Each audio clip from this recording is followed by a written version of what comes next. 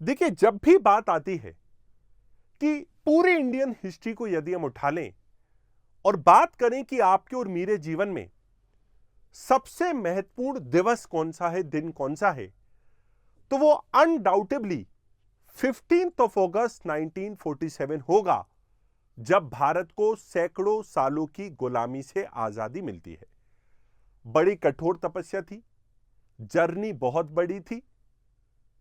1857 में 1857 में क्रांति लड़ी जाती है और 1857 की क्रांति के बाद एक 90 इयर्स के लंबे स्ट्रगल के बाद, 90 वर्षों के कठोर तपस्या के बाद भारत को आजादी प्राप्त हुई।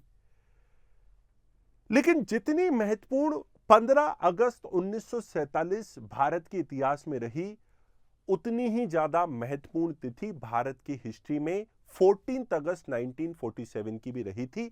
इस दिन देश का विभाजन यानी कि पार्टीशन हुआ था।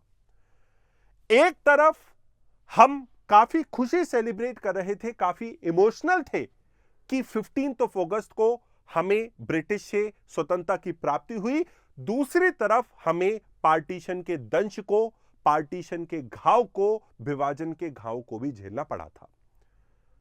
और शायद यह डेट भी उतनी ही इंपॉर्टेंट रहती है।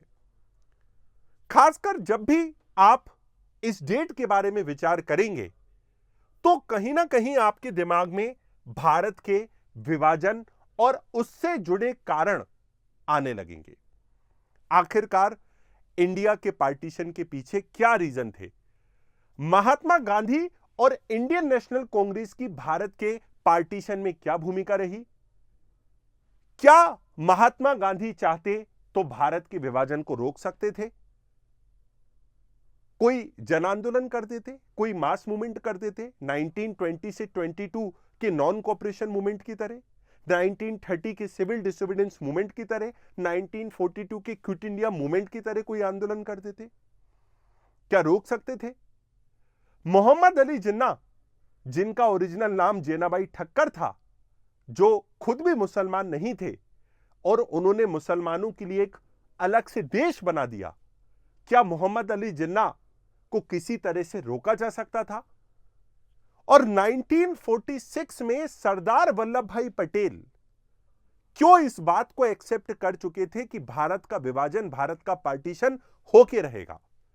अगर आप महात्मा गांधी, जवाहरलाल नेहरू और सरदार वल्लभ भाई पटेल तीनों की बात करें तो शायद इस बात का अंदेशा सबसे पहले सरदार पटेल को लगा था कि भारत का विभाजन तय है, भारत का विभाजन होके रहेगा।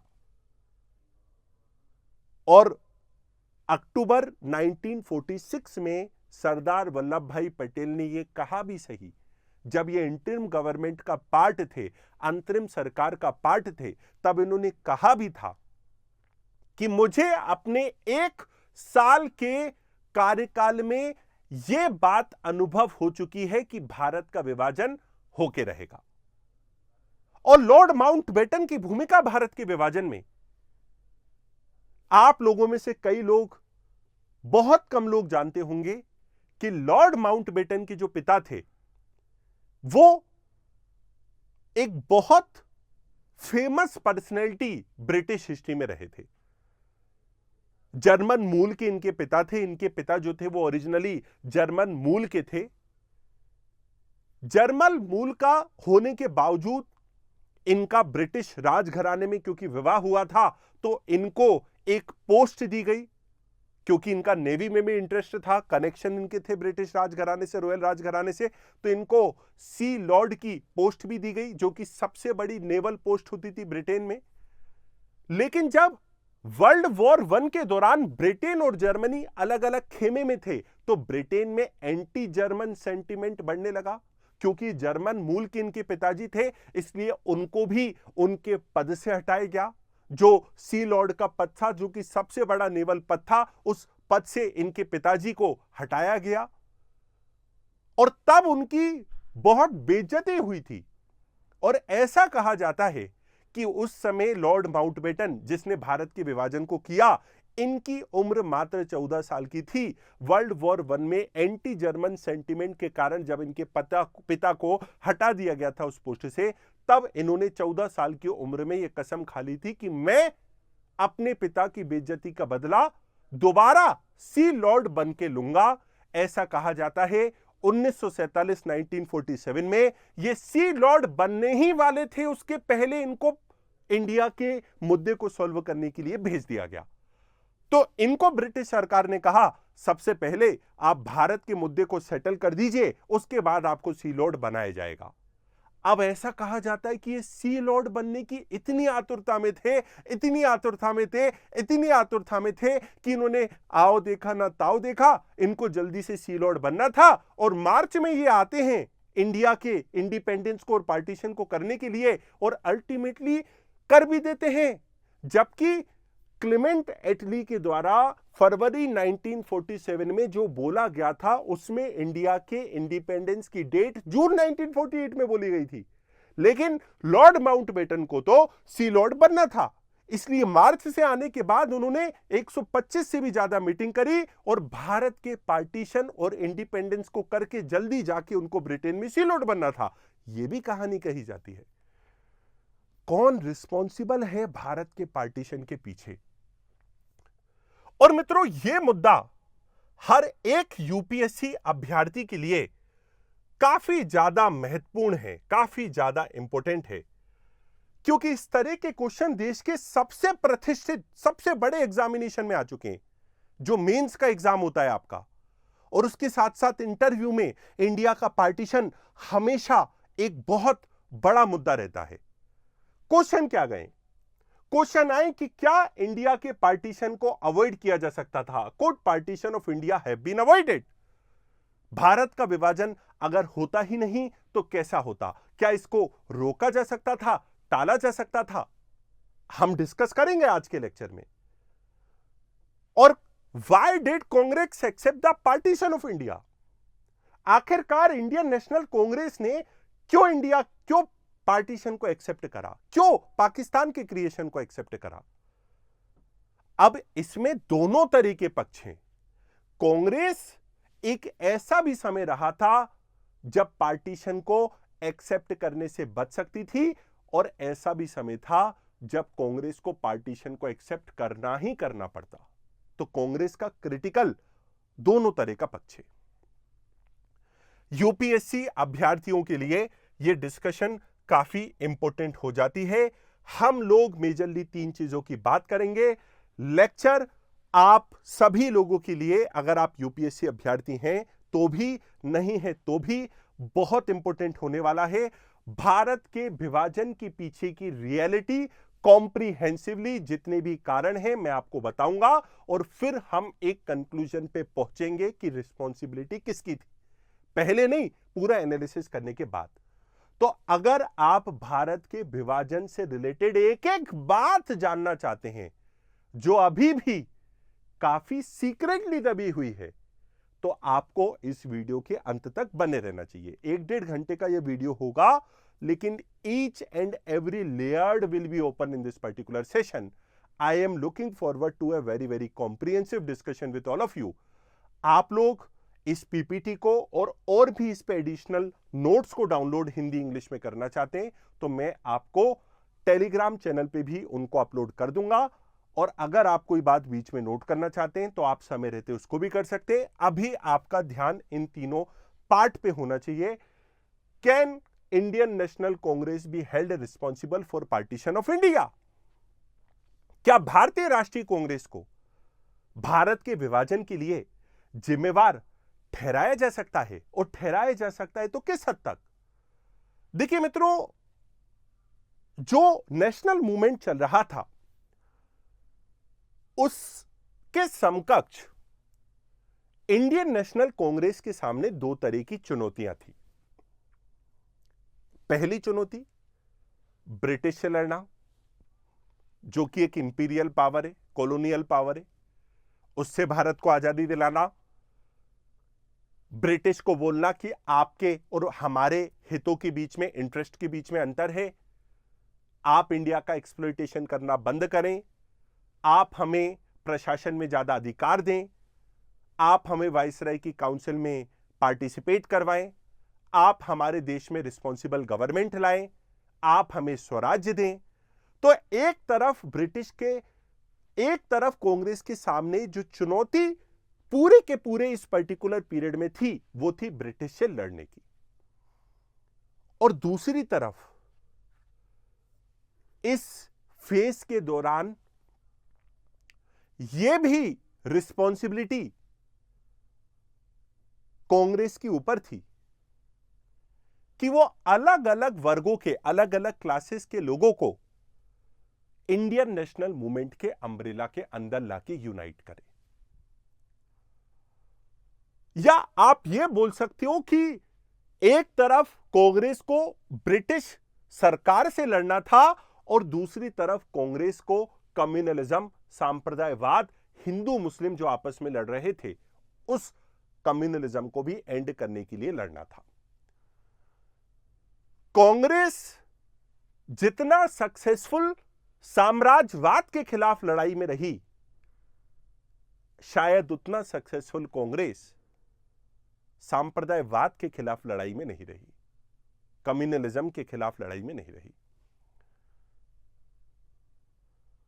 और भारत को विभाजन झेलना पड़ा। अब भारतीय राष्ट्रीय आंदोलन की आप बात करेंगे तो 1946 में महात्मा गांधी ने इस बात को कह दिया था कि अगर कांग्रेस ने इंडिया के पार्टीशन को एक्सेप्ट करा तो कांग्रेस को मेरी अर्थी पे से निकल के इंडिया के पार्टीशन को एक्सेप्ट करना होगा। मतलब मैं अपने जीवित रहते हुए इंडिया का पार्टीशन नहीं होने दूंगा। उसके बाद भी कांग्रेस ने क्यों एक्सेप्ट करा इंडिया के पार्टीशन को, ये देखेंगे। मोहम्मद अली जिन्ना काफी सिगरेट पीते थे। इनकी मृत्यु ट्यूबरक्लोसिस से हुई। इनकी मृत्यु के समय इनका वेट केवल 40 किलो था। इनको एक फारसी महिला से प्रेम था, तो बाद में इनकी शादी एक फारसी महिला से हुई। इससे इनको एक बेटी होती है जो मुस्लिम और फारसी दोनों है। उनकी बेटी को एक फारसी लड़के से प्रेम हो जाता है। मोहम्मद अली जिन्ना को बताती हैं। मोहम्मद अली जिन्ना उस पे अपनी दिक्कत को प्रकट करते हैं, तो उनकी मुस्लिम फारसी बेटी उनसे बोलती है कि आपने भी तो एक फारसी महिला मेरी माता से विवाह किया था। बाद में जाके इन्होंने उसी फारसी लड़के से शादी की। उनके बेटे का बेटा नेसवाडिया, प्रीति जिंटा कंट्रोवर्शियल केस। तो मोहम्मद अली जिन्ना का बहुत अहम रोल रहा है भारत के विभाजन में, बहुत अहम रोल रहा है, क्योंकि 1937 के प्रोविंशियल इलेक्शंस को हारने के बाद जिन्ना के सामने विभाजन के अलावा, पार्टीशन के अलावा कोई विकल्प नहीं बचा था। उसको भी देखना है। और सबसे बड़ी बात, पाकिस्तान का क्रिएशन अमेरिका और ब्रिटेन के हित में भी था। पाकिस्तान का क्रिएशन अमेरिका और ब्रिटेन के लिए जरूरी भी था। और जिस सोच के साथ पार्टीशन करके पाकिस्तान को बनाया गया था, वो बहुत समय तक ब्रिटेन और अमेरिका, खासकर अमेरिका के लिए हेल्पफुल भी रही थी। अब आप कहोगे कि ये दोनों साथ साथ कैसे आ गए? तो ये दोनों साथ साथ, ब्रिटेन और अमेरिका तो वर्ल्ड वॉर के दौरान ही आ गए थे ना। जो वर्ल्ड वॉर 2 चल रहा था उसमें तो ये दोनों एक ही पार्टी में थे। तो इंडिया के पार्टीशन की डिस्कशन करते समय हमें कांग्रेस की भूमिका, और कांग्रेस की बात करेंगे तो सरदार पटेल, महात्मा गांधी और नेहरू के बारे में पढ़ेंगे। उसके साथ साथ मोहम्मद अली जिन्ना की क्या भूमिका थी, और उसके साथ साथ अमेरिका और ब्रिटेन के ऐसे कौन से हित थे, इन सभी चीजों के बारे में हमको पढ़ना है। हम सबसे पहले जिस मुद्दे पे बात करेंगे इंडिया के पार्टीशन के पीछे के, वो बात करेंगे इंडियन नेशनल कांग्रेस क्या पार्टीशन के लिए जिम्मेदार ठहराई जा सकती है along with the British policies को देखते हुए। और ये तीनों कहीं ना कहीं पैरेलल डिस्कशन चलेंगे। तो let us start our discussion. हम हमारी डिस्कशन की शुरुआत करते हैं इंडिया के पार्टीशन के बारे में, भारत के विभाजन के बारे में।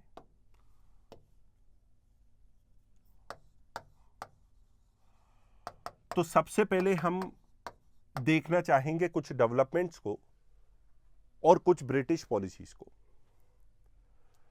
तो देखिए मित्रों, जो सबसे इंपॉर्टेंट डेट हमारे दिमाग में आती है वो आती है 16 अगस्त 1946, 16 अगस्त 1946, क्योंकि इस दिन इंडिया की हिस्ट्री में एक बहुत ही काला दिवस मनाया गया था जिसको आप लोग डायरेक्ट एक्शन डे के नाम से जानते हो, प्रत्यक्ष कार्यवाही दिवस। यह डायरेक्ट एक्शन डे, प्रत्यक्ष कार्यवाही दिवस में सैकड़ों निर्दोष लोगों की सांप्रदायिक हिंसा में, कम्युनल क्लैशेस में हत्या होती है, बोथ हिंदूज एंड मुस्लिम्स। इस डायरेक्ट एक्शन डे को घोषित किया गया था मोहम्मद अली जिन्ना के द्वारा। और 16 अगस्त 1946 में जब देश में सांप्रदायिक आतंक चल रहा था, कम्युनल क्लैश चल रहे थे, हिंदू मुस्लिम मारे जा रहे थे, तब मोहम्मद अली जिन्ना ने नारे दिए थे, लड़के लेंगे पाकिस्तान, लेकर रहेंगे पाकिस्तान। तो इस तरह के नारे भी लगे। और ये 16 अगस्त 1946 में जो सांप्रदायिक हिंसा हुई, कम्युनल वायलेंस हुई, इसके बाद बड़े बड़े कांग्रेस के नेताओं को भी विभाजन की कड़वी सच्चाई को एक्सेप्ट करना पड़ा। देश के सामने दूसरा ऑप्शन यह था कि विभाजन की कड़वी सच्चाई को एक्सेप्ट ना करें और यूनाइटेड इंडिया की तरफ आगे बढ़ें। लेकिन मोहम्मद अली जिन्ना मानने को तैयार नहीं है, लेकर रहेंगे पाकिस्तान, लड़के लेंगे पाकिस्तान। तो मोहम्मद अली जिन्ना पार्टीशन से किसी भी कम चीज में एक्सेप्ट नहीं हो रहे। देखो मित्रों, इसका कनेक्शन अगर आप ढूंढेंगे तो जो कैबिनेट मिशन प्लान आया था वो बहुत हद तक रिस्पॉन्सिबल था। 1946 में जो कैबिनेट मिशन प्लान आया था, यह कैबिनेट मिशन प्लान बहुत हद तक रिस्पॉन्सिबल था डायरेक्ट एक्शन डे, प्रत्यक्ष कार्यवाही दिवस में होने वाली हिंसा का।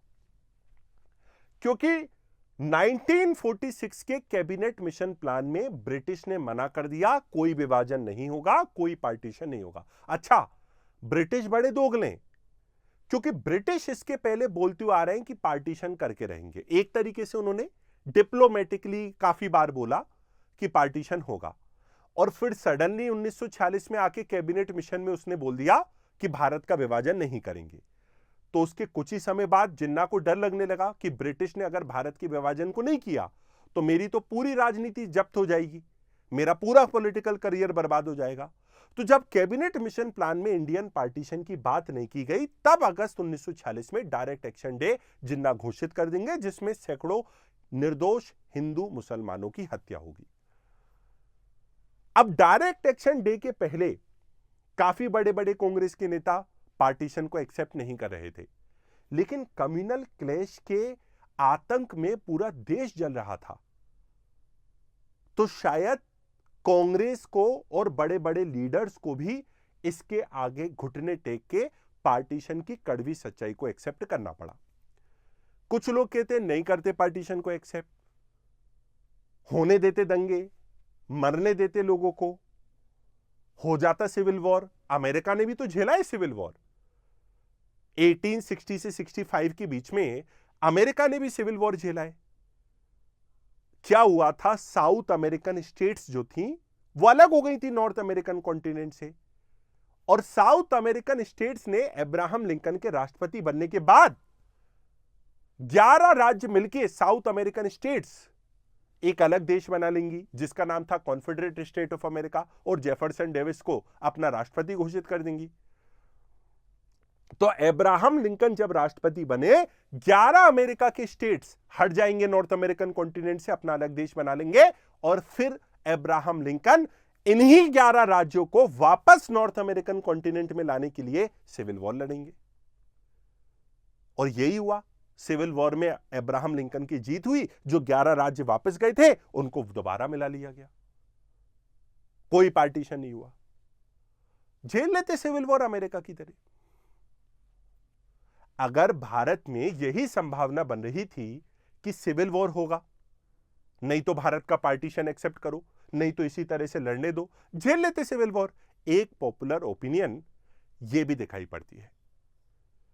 लेकिन मित्रों, इसके बाद भी काफी सारे डेवलपमेंट हुए।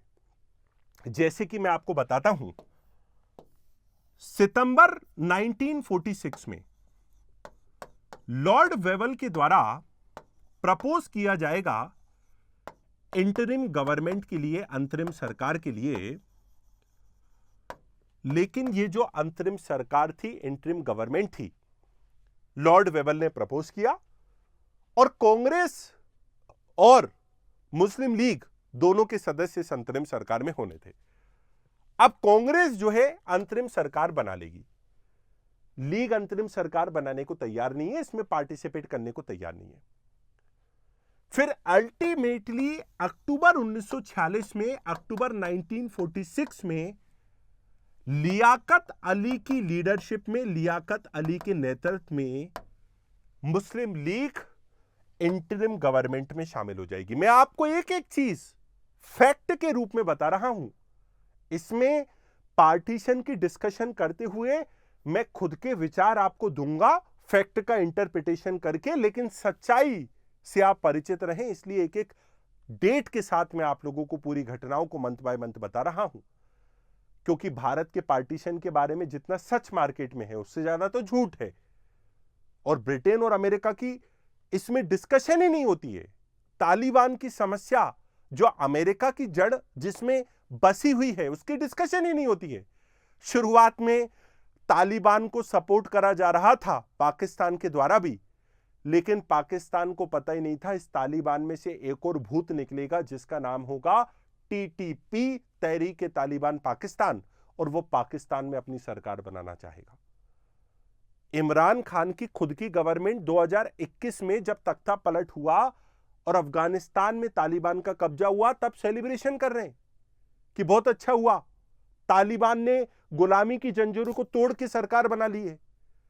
और जो तालिबान ने सरकार अफगानिस्तान में बनाई, उसके बाद जो पाकिस्तानी तालिबान है, पाकिस्तान में भी एक तालिबान है जिसका नाम है तहरीक तालिबान पाकिस्तान, तो वो भी एक्टिव हो गया। ये तहरीक जो पाकिस्तान का तालिबान है, इसकी फॉर्मेशन 2007 में की गई थी बैतुल्ला महसूद के द्वारा। और बैतुल्ला महसूद वो व्यक्ति था जिसने ओसामा बिन लादेन, जो कि अलकायदा का था, और जो अफगानिस्तान का तालिबान था, तो अलकायदा, अफगानिस्तान का तालिबान और पाकिस्तान का तालिबान ने मिलकर गुट बनाया था। तो वो चीजें तो आप तभी समझ पाओगे ना जब आप हिस्ट्री को कनेक्ट करके समझ पाओगे कि किस हद तक लोग रिस्पॉन्सिबल इसके लिए रहे थे।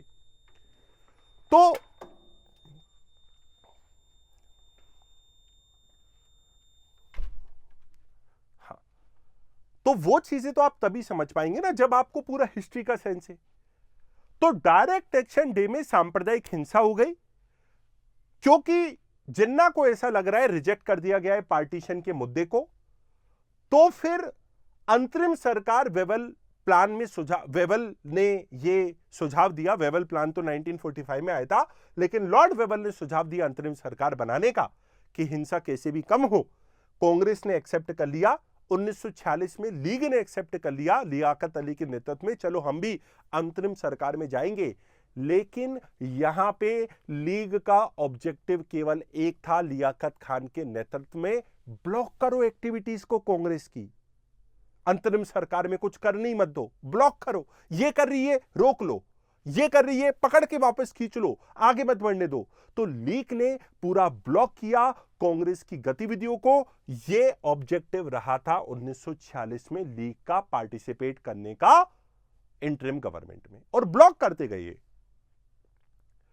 तो सरदार वल्लभ भाई पटेल ने बोला ना जब कि मैंने अपने 1 साल के कार्यकाल में, सरकारी कार्यकाल में, इस बात का अनुभव कर लिया है कि ऑफिसेस में तो पहले ही भारत का पार्टीशन हो चुका है, तो वो इसकी बात कर रहे थे क्योंकि वो सरकारी ऑफिसेस में थे और सरदार पटेल लियाकत अली के नेतृत्व में जब मुस्लिम लीग जाएगी और कांग्रेस की एक्टिविटीज को ब्लॉक करेगी, तो अपने इस अनुभव को बता रहे थे कि भारत का पार्टीशन तो पहले ही ऑफिसेस में हो चुका है क्योंकि लीग के द्वारा ब्लॉक किया जा रहा है हर चीज को। तो कहीं ना कहीं मित्रों, एक तरीके से देखा जाए तो पाकिस्तान इनएविटेबल हो चुका था 1946 तक आते आते। 1946 तक आते आते पाकिस्तान अपरिहार्य हो गया था, या एक हद तक पाकिस्तान के पार्टीशन को टाला जाना, इंडिया के पार्टीशन को टाल के पाकिस्तान के क्रिएशन को रोकना शायद बहुत मुश्किल 1946 में था, स्पेशली डायरेक्ट एक्शन डे की सांप्रदायिक हिंसा के बाद, स्पेशली अक्टूबर 1946 में जब पार्टिसिपेट करेगी लीग इंटरिम गवर्नमेंट में और पूरी एक्टिविटीज को ब्लॉक करेगी।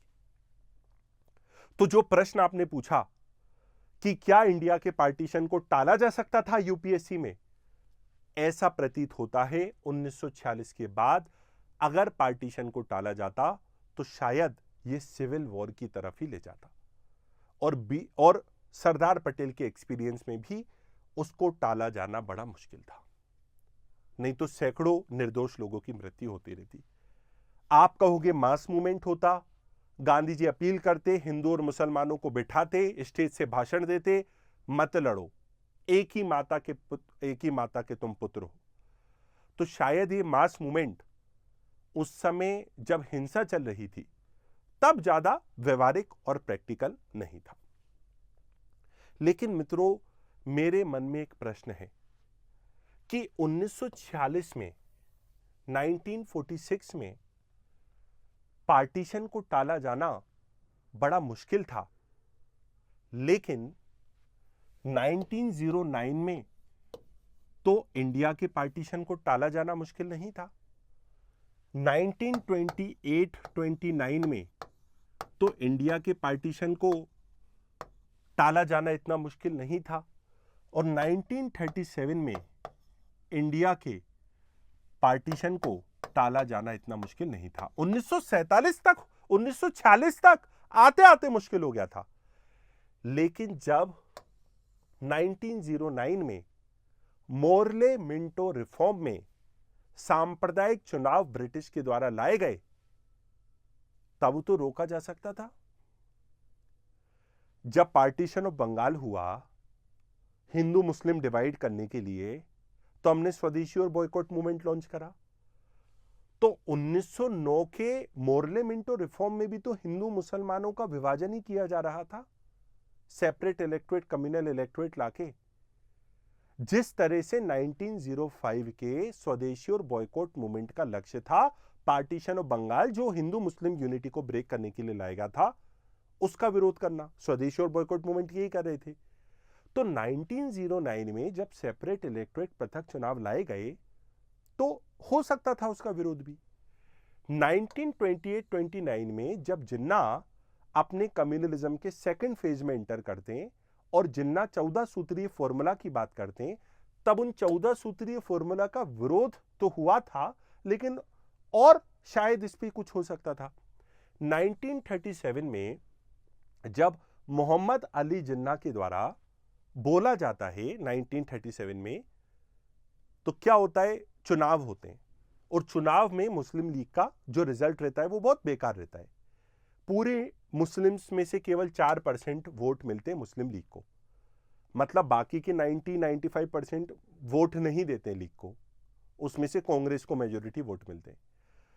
तो लीग को समझ में आ गया कि मुसलमान तो मेरे साथ भी नहीं है, तो लीग फिर मोहम्मद अली जिन्ना फिर सांप्रदायवाद का जहर घोलेंगे, और ऐसा जहर घोलेंगे कि जो वोट उनको मिले थे प्रोविंशियल इलेक्शन में, प्रांतीय चुनाव में 4% मुसलमानों के, वो 1945 तक आते आते 85% हो जाएंगे।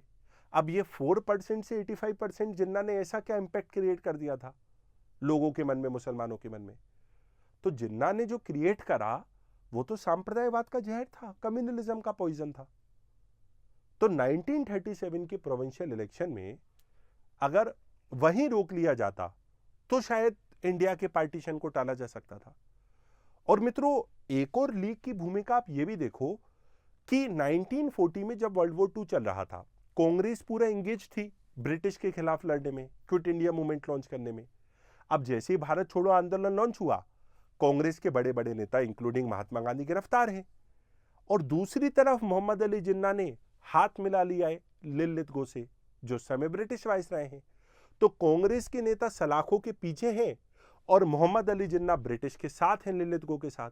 तो कांग्रेस के नेता क्विट इंडिया मूवमेंट कर रहे हैं इसलिए जेल में हैं, और मोहम्मद अली जिन्ना फ्री घूम रहे हैं, सांप्रदायवाद का जहर और खोल रहे हैं, क्योंकि कांग्रेस के पूरे नेता तो गिरफ्तार हैं। लीग को पूरा मौका मिल गया अपनी सांप्रदायवाद के गेम को खेलने में। देखो, कभी कभी कुछ करने से कुछ नहीं होता है, लेकिन कुछ ना करने से भी तो कुछ होता है ना। अब मैं कुछ दिन पहले एक मूवी देख रहा था, आदि पुरुष, ऑल सेड एंड डन। मैंने कहा देखते तो हैं कैसी मूवी ये बनी है, तो कितनी अच्छी कितनी खराब उस डिटेल में मैं नहीं जाऊंगा, उस विवाद को से मैं बचूंगा।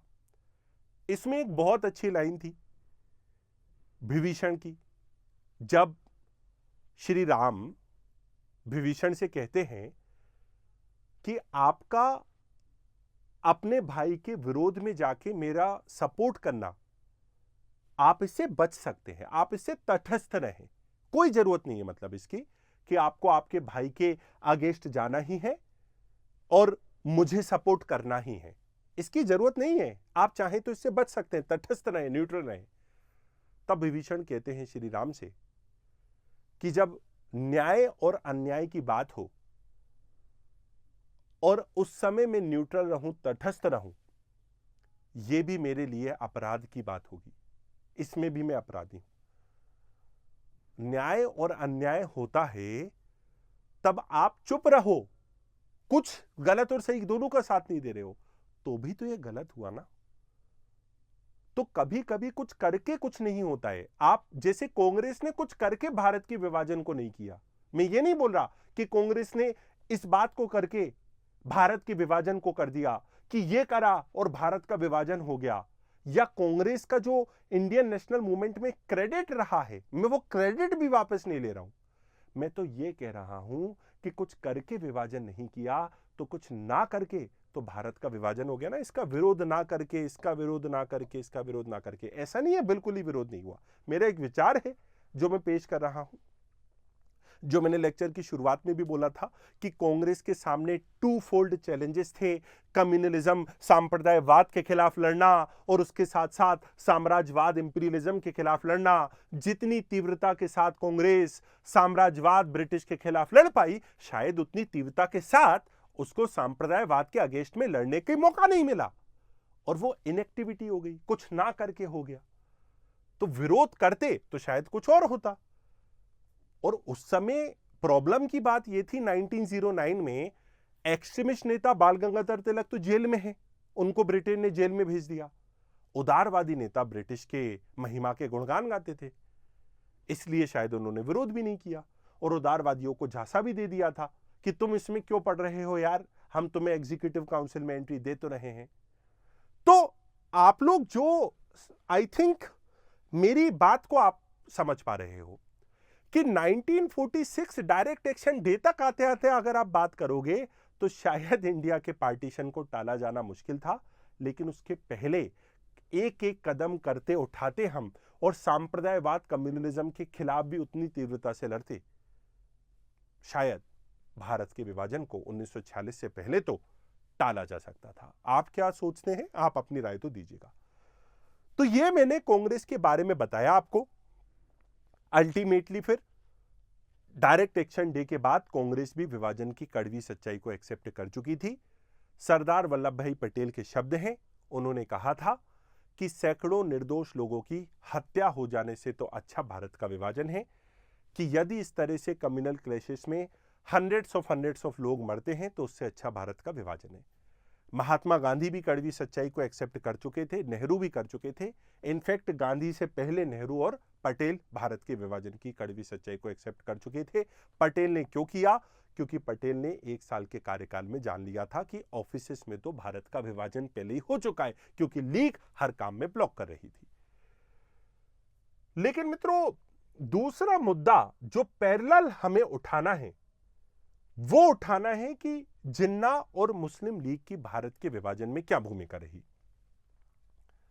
और इसमें मैं आपको एक इंटरेस्टिंग विचार भी बताऊंगा।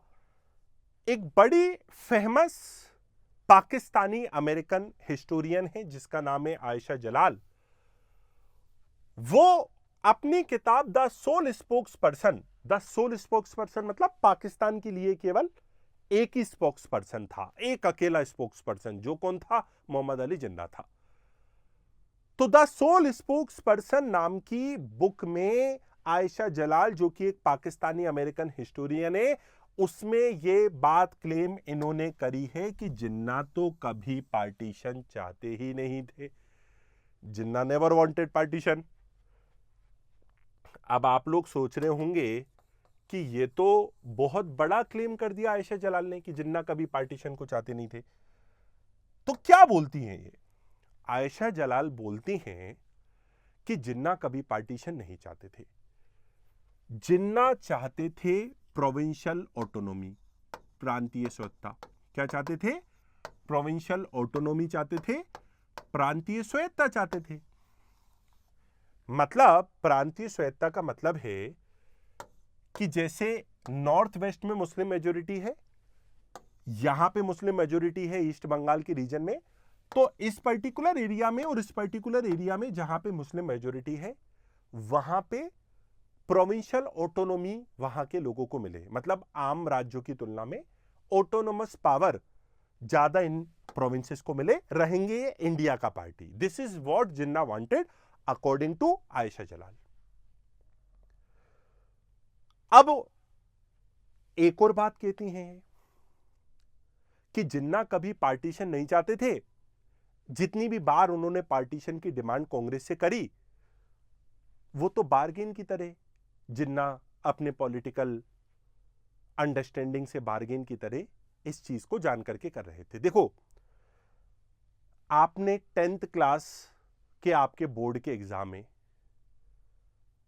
ठीक है, आपने पढ़ाई नहीं करते हो आप, तो मान लीजिए आपके मम्मी पापा ने बोल दिया कि तू 70% ले आएगा तो हम तुझे एक करिश्मा बाइक दिला देंगे। हमारे समय 10th में करिश्मा का बहुत क्रेज होता था, ठीक है। हीरो होंडा की गाड़ी आती थी पहले, हीरो होंडा अलग अलग नहीं थे। तो मुझसे तो ये प्रॉमिस किया गया है, हालांकि 90% पे किया गया था ये प्रॉमिस, 70 पे नहीं, कि भैया करिश्मा दिला देंगे। अब मुझे भी पता है 90 आ जाए चाहे 95, करिश्मा नहीं मिलने वाली है, लेकिन कम से कम करिश्मा प्रॉमिस कर रहे हैं, दूसरी छोटी मोटी गाड़ी तो दिलाई देंगे ना। तो कभी कभी हम डिमांड इतनी हाई करते हैं कि उससे नीचे की डिमांड भी मंजूर हो गई तो काम हो जाएगा। तो this is what Ayesha Jalal justifies about Mohammad Ali Jinnah, कि मोहम्मद अली जिन्ना पार्टीशन की जितनी भी बार डिमांड कर रहे थे वो पार्टीशन चाहते नहीं थे, वो तो बार्गेन कर रहे थे कि पार्टीशन की डिमांड करूंगा तब प्रोविंशियल ऑटोनॉमी मिलेगी, प्रांतीय सत्ता मिलेगी। वाह वाह वाह, सॉलिड तर्क है, नो डाउट अबाउट इट। क्या तर्क है कि बार्गेन की टैक्टिक की तरह यूज किया गया पार्टीशन का बहाना ताकि प्रोविंशियल ऑटोनॉमी मिल जाए। बहुत बढ़िया, बहुत बढ़िया, बहुत बढ़िया, क्या विचार आपने प्रस्तुत किया है। लेकिन 1940 के बाद एक नहीं बल्कि 10 ऐसे एग्जाम्पल मिल जाएंगे जिसमें क्लियर होता है कि जिन्ना पार्टीशन से कम किसी भी चीज में रुकते ही नहीं। तो ये थ्योरी, ये क्लेम मुझे गलत लगता है, ये क्लेम सही नहीं लगता है, क्योंकि ऐसे काफी सारे एग्जाम्पल मिल जाएंगे। प्रोविंशियल ऑटोनॉमी जिन्ना नहीं चाहते थे, जिन्ना वांटेड पार्टीशन, और उससे कम किसी भी चीज में जिन्ना संतुष्ट नहीं होते। डायरेक्ट एक्शन डे उसका सबसे बड़ा एग्जाम्पल है, लड़के लेंगे पाकिस्तान, लेकर रहेंगे पाकिस्तान। अब जिन्ना, आपको पता है मोहम्मद अली जिन्ना, अच्छा इनके ऊपर भी मैं 16 तारीख को आज तो 14 अगस्त है, मैं 16 अगस्त को एक और वीडियो जिन्ना के ऊपर लाऊंगा। डायरेक्ट एक्शन डे के ऊपर मैं मोहम्मद अली जिन्ना का पूरा बात करूंगा, अभी तो लिमिटेड बात ही कर पा रहा हूं। लेकिन Jinnah was a nationalist leader sir. In his initial days Jinnah was a very very big nationalist leader. In fact, you would be surprised to know Gopal Krishna Gokhale दोनों के पॉलिटिकल मेंटर थे, राजनीतिक गुरु थे, जिन्ना और गांधी दोनों के। और मित्रता भी रही है, आप इंटरनेट पे सर्च कीजिए, जिन्ना गांधी की काफी सारी फोटो मिल जाएंगी। बहुत बड़े दर्जे के राजनेता थे जिन्ना भी, और राष्ट्रवादी भी थे, भारत में विश्वास करते थे, भारत की अखंडता में विश्वास करते थे। क्यों बोल रहा हूं मैं ऐसा? क्योंकि 1906 में 1906 में बंगाल में जो ईस्ट बंगाल का एरिया था, ढाका में मुस्लिम लीग का फॉर्मेशन हुआ, मुस्लिम लीग बन गई। Mohammad Ali Jinnah was one of the first persons जिसने मोहम्मद लीग की फॉर्मेशन पे अपने असंतोष को जताया। मोहम्मद अली जिन्ना नाखुश थे। मोहम्मद अली जिन्ना सोचते थे कि यही लीग आगे चल के इंडिया की यूनिटी में एक दिक्कत पैदा करेगी। हुआ भी ऐसे ही, मुस्लिम लीग बहुत बड़ा रोल प्ले करेगी। तो जिन्ना कभी मुस्लिम लीग के इस फॉर्मेट से खुश नहीं थे, और जिन्ना राष्ट्रवादी थे।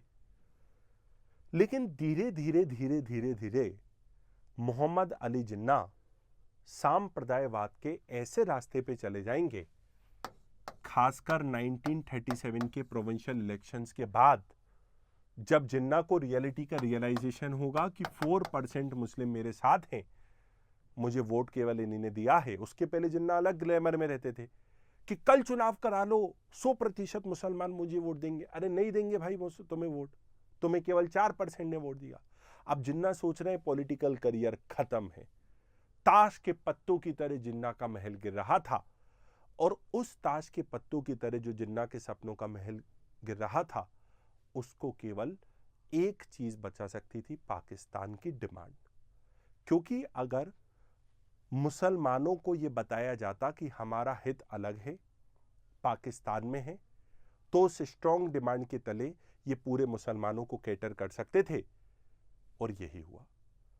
तो बहुत हद तक जिन्ना की रिस्पॉन्सिबिलिटी पाकिस्तान में लिए इसलिए है क्योंकि जिन्ना wanted to revive his failed career after the provincial election of 1937. Having said this, Jinnah had a political career जहां पे वो शुरुआत में एक राष्ट्रवादी नेता थे, बाद में सबसे बड़े सांप्रदायिक नेताओं में से एक थे। और देखो, हिंदू मुस्लिम कम्युनलिज्म दोनों चल रहा था, ठीक है, दोनों चल रहा था। हिंदू महासभा की तरफ से भी सांप्रदायवाद चल ही रहा था। तो मोहम्मद अली जिन्ना किस हद तक ठहराए जा सकते जिम्मेदार, आप खुद तय करिए। 1946 में डायरेक्ट एक्शन डे, 1937 के प्रोविंशियल इलेक्शन के बाद जिन्ना को पॉलिटिकल करियर रिवाइव करने की जो आतुरता थी, उसके चलते एक रीजन निकल के आ रहा है। तो ये चीज है। लेकिन मित्रों, अभी हमारी डिस्कशन खत्म नहीं हुई है, डिस्कशन बहुत अभी हमारी होनी है। खासकर जो सबसे बड़ा मुद्दा है वो है interest of America and Britain. Lord Mountbatten, उनको सी लॉर्ड बनना है। लेक्चर की शुरुआत में बताया, उनके पिता जो थे अलेक्जेंडर, जर्मन मूल के थे, उनको हटा दिया गया था सी लॉर्ड की पोजीशन से। अब लॉर्ड माउंटबेटन भाई साहब इतनी जल्दी में है, इतनी जल्दी में है, आओ देखा ना ताओ। रेड क्लिफ को बुलाया, बोला भैया 4 हफ्ते मिलेंगे। रेड क्लिफ एक भी बार भारत में आया नहीं पार्टीशन के पहले, और पार्टीशन के बाद भी एक भी बार नहीं आया। भारत की ज्योग्राफी के बारे में कुछ जान पहचान है नहीं, और लगा दिया पार्टीशन, और मैप बना दिया, और खींच दी रेखाएं, और विभाजन कर दिया। तो आतुरता में थे लॉर्ड माउंटबेटन, जल्दी भारत से एग्जिट करना है। मीटिंग पे मीटिंग की जा रही है। एक समय ऐसा था इनको भारत से जाना नहीं था, और एक तरफ ऐसा समय है कि अब भारत से इनको इतनी जल्दी जाना है। जबकि एटली ने बोला था कि 1948 तक आजादी देंगे। लॉर्ड माउंटबेटन 15 अगस्त 1947 को ही आजादी देके वापस आ गए, और उसके चलते पार्टीशन किस तरह से हो रहा है, क्या बॉर्डर्स खींची जा रही हैं, मुझे नहीं लगता इस पे ब्रिटिश ने ज्यादा तवज्जो दी होगी। सबसे बड़ा इंटरेस्ट जो ब्रिटेन और अमेरिका का पाकिस्तान को क्रिएट करने में था, वो था कोल्ड वॉर में रशिया के खिलाफ जीतना। रशिया कोल्ड वॉर के इरा के दौरान दुनिया में दो आइडियोलॉजी चल रही थी, एक तो यूएसए और एक था यूएसएसआर। दुनिया बाइपोलर वर्ल्ड में बटा हुआ था। कुछ देश यूएसए के खेमे में थे, कुछ देश यूएसएसआर के खेमे में थे। तो जो कैपिटलिस्ट आइडियोलॉजी, पूंजीवादी विचारधारा के लोग थे, वो यूएसए के साथ थे, और बाकी सोशलिस्ट और कम्युनिस्ट देश यूएसएसआर के साथ है। अब यह बड़ी इंटरेस्टिंग बात है कि यूएसएसआर और चाइना की आइडियोलॉजी दोनों की कम्युनिज्म की थी, फिर भी चाइना कभी भी यूएसएसआर के साथ कोल्ड वॉर में नहीं हुआ। वो एक सेपरेट मुद्दा है, कभी डिस्कस करेंगे। इंडिया किसके साथ है? नॉन अलाइंड मूवमेंट, गुट निरपेक्ष राज्य, किसी के साथ भी नहीं है, और दोनों चाहते हैं अलग अलग देश हमारा साथ दें। अब रशिया जो है इस रास्ते से कभी भी अफगानिस्तान में एंटर कर सकता है, अफगानिस्तान के नीचे जा सकता है, और अगर अफगानिस्तान में रशिया की एंट्री हो गई तो इस पर्टिकुलर एरिया पे उसका प्रभाव हो जाएगा, यूएसए का प्रभाव कम पड़ जाएगा, रशिया का प्रभाव बढ़ जाएगा। तो रशिया का प्रभाव अफगानिस्तान में पड़े कैसे रोकें? इंडिया से मदद मांग लो, इंडिया से मदद मांग लो। इंडिया से कैसे मदद मांगो? ब्रिटेन हमारा दोस्त है, वर्ल्ड वॉर में साथ साथ लड़े थे। ब्रिटेन के पास जा रहा है यूएसए, भैया तुम इंडिया से मदद मांगो, तुम्हारी तो कॉलोनी रही थी इतने सालों तक। ब्रिटेन ने कहा बेवकूफ हो क्या, पागल हो गए हो क्या? भारत जो अभी सैकड़ों सालों की गुलामी से आजाद हुआ है, वो हमारा साथ क्यों देगा? तो यूएसए के पास इंडिया की हेल्प का ऑप्शन मौजूद नहीं है, भारत गुटनिरपेक्ष दोनों का साथ नहीं दे रहा है।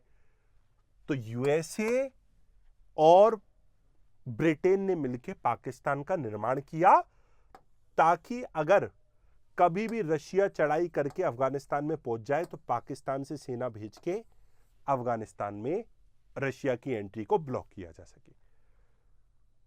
जो एलाय इंडिया में खोज रहे थे ब्रिटेन और अमेरिका, वो अलाय उनको इंडिया में नहीं मिला, क्योंकि वो नॉन अलाइंड की पॉलिसी पे जा रहा था।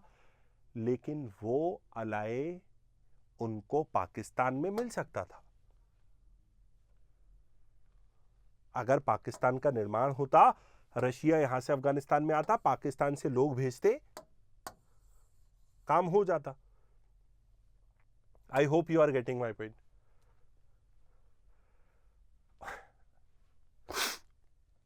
और आप लोगों को मैं बता दूं कितना सपोर्ट तो किया है यूएसए ने इनिशियल ईयर्स में पाकिस्तान को। और जब यहां पे अफगानिस्तान में तालिबान बन रहा है, पहले मुजाहिदीन बना, फिर 1996 में तालिबान बना। तो 1991 में जब यूएसएसआर का कोलैप्स हो गया था, उससे पहले जो भी यहां पे इस्लामिक एक्सट्रीमिज्म का राइज हो रहा था, यूएसए सपोर्ट कर रहा था।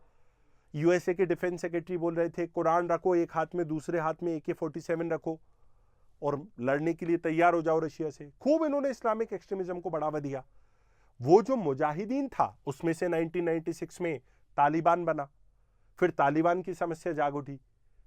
अब यूएसए को 2001 में जब हमला होगा 9/11 का, तब रियलाइजेशन होगा कि भैया हमने तो बड़ा गलत भूत बना दिया है अफगानिस्तान में।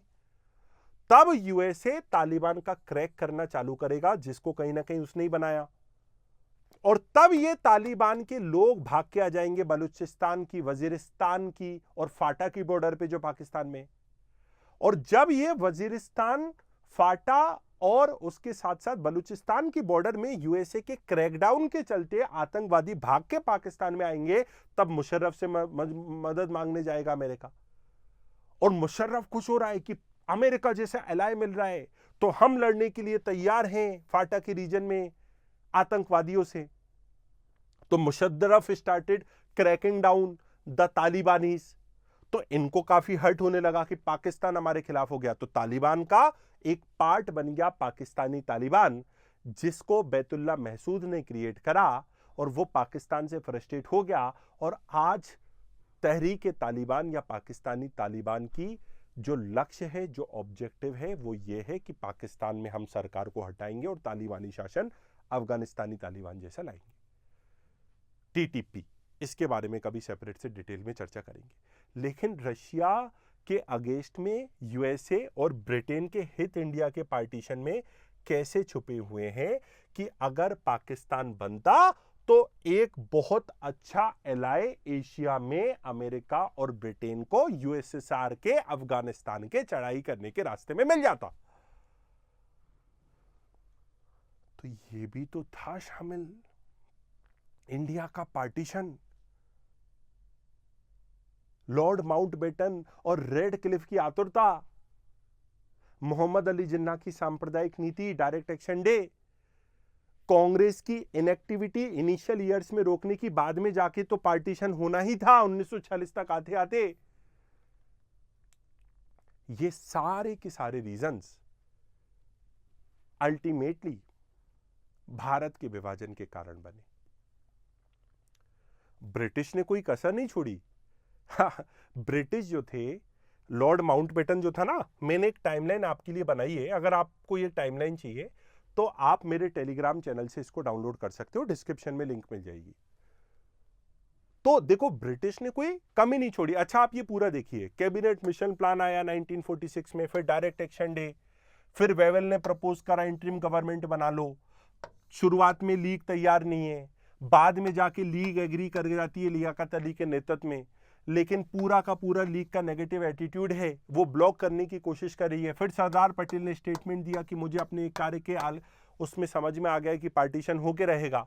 फिर 20 फरवरी 1947 में क्लेमेंट एटली बोलेगा 30 जून 1948 भारत की स्वतंत्रता डेट, कि 30 जून तक दे दो स्वतंत्रता, क्लेमेंट एटली बोल रहा है, ठीक है। लेकिन क्लेमेंट एटली जो है,